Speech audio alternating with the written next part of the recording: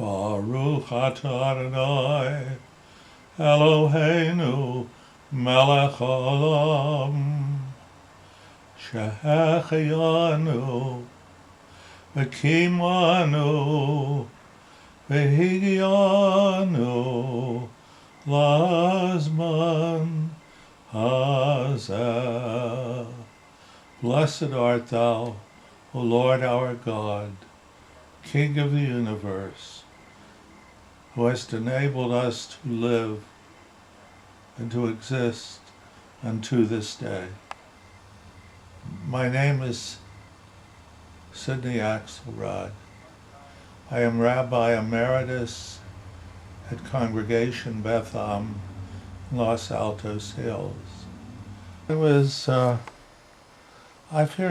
5 years old when my folks sent me to Hebrew school, to a cheder.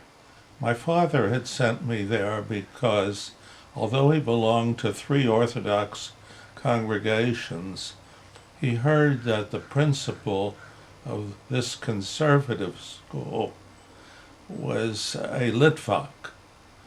And in other words, he came from Lithuania.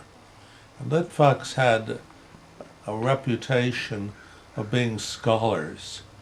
So he wanted me to study under a scholar.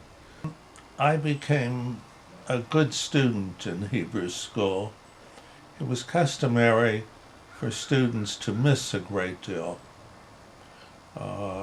And so, being a good student, I would frequently become their tutor. I would attend services, children's services, in our synagogue chapel with the principal every Saturday morning. And I soon grew to like the services.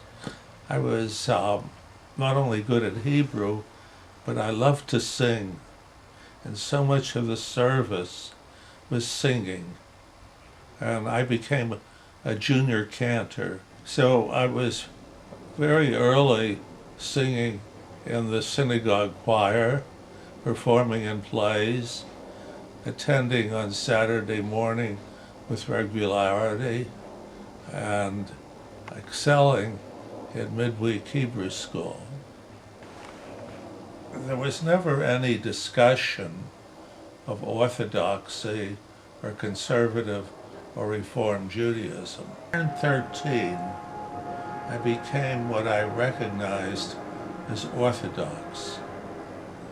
I wouldn't pull a lamp cord on the Shabbat. I became completely kosher.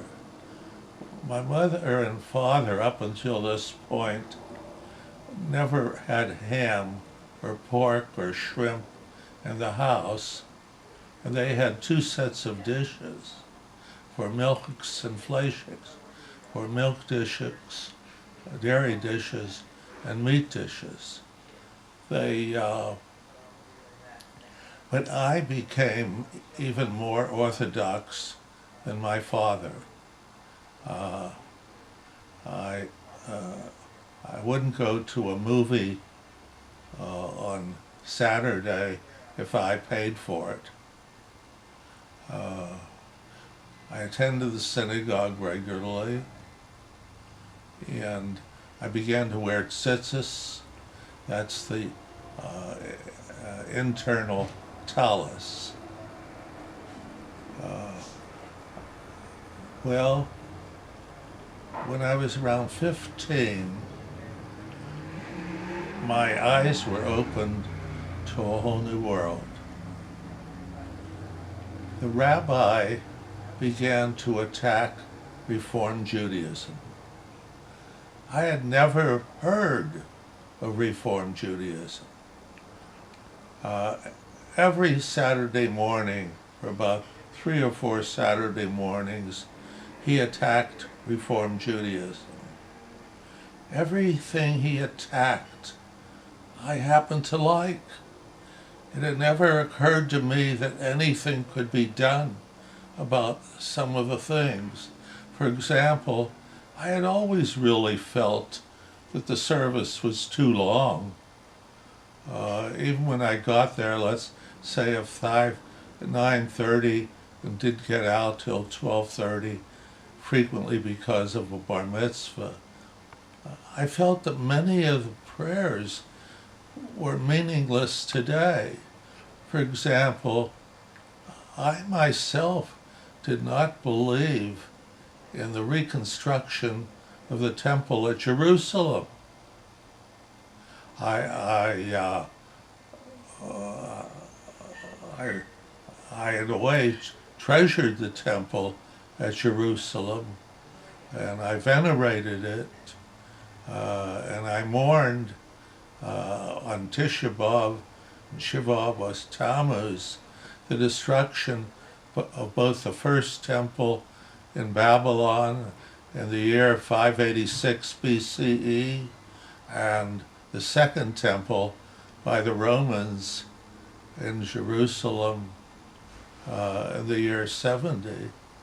But I didn't anticipate involving myself in the rebuilding of the temple here in America.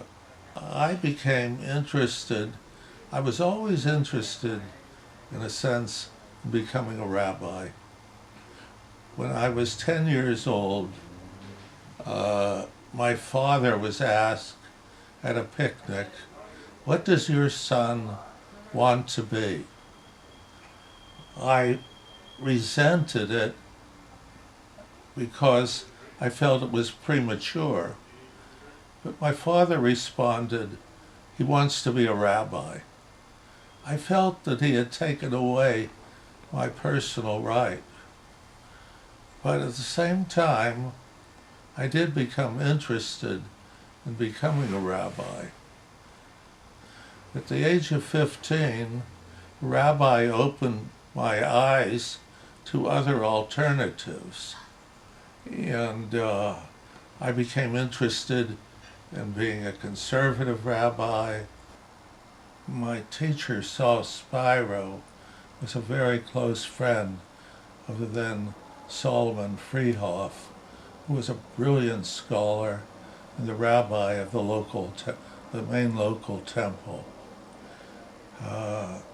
He referred me and recommended me to Dr. Freehoff for the rabbinate. He spent about 20 minutes with me and then said to me, "I'm going to recommend you to Hebrew Union College to become a Reform rabbi."